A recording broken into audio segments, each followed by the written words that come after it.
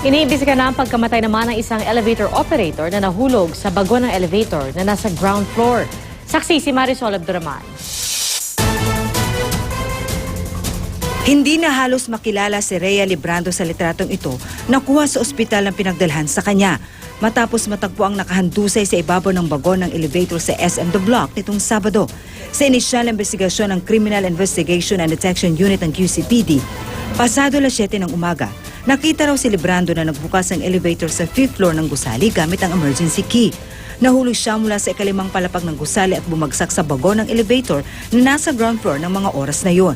May kumalabog, nakita lang ng gwardiya na parang may binubuksan. Nung kinakatok niya, sinisilip niya, pinipilit niyang makarinig dun sa ano at kung nagduda siya na may nahulog o may natrap, tinawagan niya yung engineering.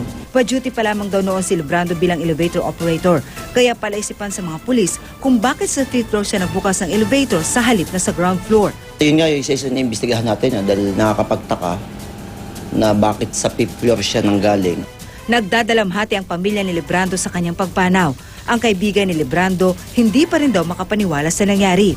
Na-shock po ko, syempre po kasi mag-best friend po kasi kami, parang magkapatid. Napaluha na lang po ako sa nangyari sa kanya kasi hindi ko po maano yung mukha niya.